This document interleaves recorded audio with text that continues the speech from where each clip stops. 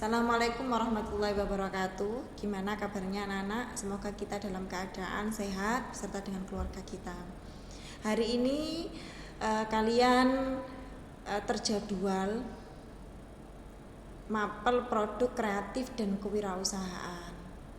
Sebelum ke situ, pastinya kalian pernah melihat kakak kelas kalian kan membuat suatu produk dengan idenya sendiri. Nah, Bu Yun di sini membimbing kalian semua untuk membuat produk kreatif sesuai dengan ide kalian.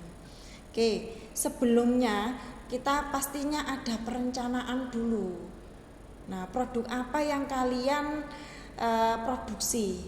Nah, perencanaan produksi massal itu berarti massal karena produknya banyak, lebih dari 3 produk, berarti dia termasuk produksi massal. Dalam produksi massal sendiri, kalian harus tahu apa sih produksi massal itu, ciri-ciri produksi massal itu seperti apa, perencanaan produksi massal juga seperti apa. Pengertian produk massal. Nah, produksi sendiri itu adalah proses mengubah barang agar menjadi berguna untuk memenuhi kebutuhan manusia. Sedangkan produksi massal suatu kegiatan memproduksi barang dalam jumlah yang besar dengan menentukan terlebih dahulu standar spesifikasinya. Ciri-ciri dari produksi massal. Yang pertama, Dudi mampu menghasilkan produk dengan biaya rendah dan jumlah yang besar.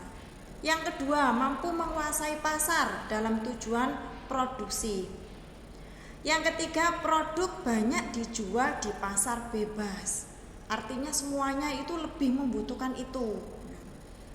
Yang keempat, produk hampir terbuat sama dan tidak ada variasi produk. Dan yang terakhir adalah persediaan pemenuhan permintaan pada masa tunggu harus terpenuhi. Itu merupakan ciri-ciri produk massal. Nah, tentunya pasti ada kelebihan dan kekurangan dari produksi massal. Sekarang kita lihat kelebihannya apa dari produksi massal. Yang pertama, efisiensi waktu secara ekonomi. Nah, kalau berganti produk, artinya bahan bakunya berbeda. Nah, waktunya juga lama. Nah, tapi ini kalau produksi massal produknya sama, nah efisiensi waktu secara ekonomi pastinya lebih cepat. Menghemat biaya produksi karena bahan bakunya sama. Nah, kalau kita beli partaian atau beli bahan baku yang lumayan banyak, pastinya ada diskon. Nah, dan lain-lain, sehingga bisa menghemat biaya produksi. Yang ketiga, kecilnya keakuratan kesalahan dan keakutan tinggi karena produknya itu kualitasnya sama. Nah, pastinya keakuratan dari kesalahan itu kecil banget, ya. Yang keempat, mempercepat tinggi produksi. Yang kelima, proses berkreasi. Dan yang terakhir adalah perlunya komitmen yang tinggi dalam berusaha. Itulah kelebihan dari produksi massal. Sedangkan kekurangan produksi massal, di sini ada 3 kekurangannya. Apa itu? Yang pertama, kekakuan dalam melakukan produksi. Yang kedua, memproduksi yang kurang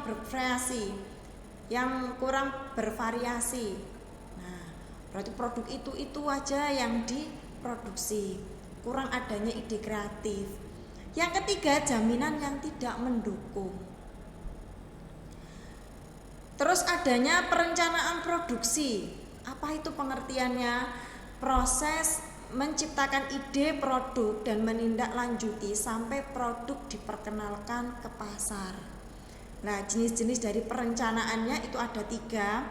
Yang pertama, perencanaan jangka panjang. Berarti kegiatan produksi itu dilakukan selama 1 sampai dengan 5 tahun, yang cukup panjang, cukup lama. Yang kedua, perencanaan jangka menengah. Kegiatan produksi dilakukan selama 2 sampai dengan 3 tahun. Dan yang terakhir adalah perencanaan jangka pendek. Kegiatan produksi dalam 1 tahun. Jadi jenis-jenis perencanaan ada 3, perencanaan panjang, perencanaan menengah, dan perencanaan pendek. Sedangkan langkah-langkah produksi massal, nah mestinya ada step by stepnya ya, ada langkah-langkahnya. Yang pertama routing. Nah, penetapan dalam menentukan urutan proses produksi dari bahan mentah sampai dengan produk akhir, menetapkan urutannya nanti seperti apa. Nah, terus yang kedua, scheduling, penetapan jadwal kegiatan operasi proses produksi yang disinergikan sebagai satu kesatuan. Nah, nanti kita jadwalkan kapan kita itu membuat produk tersebut. Dan yang terakhir adalah dispatching, yaitu penetapan dan penentuan proses pemberian perintah untuk mulai melaksanakan operasi produk yang sudah direncanakan di dalam routing dan scheduling. Berarti dispatching itu sudah langsung pelaksanaannya. Oke, itu langkah-langkah dari produksi massal.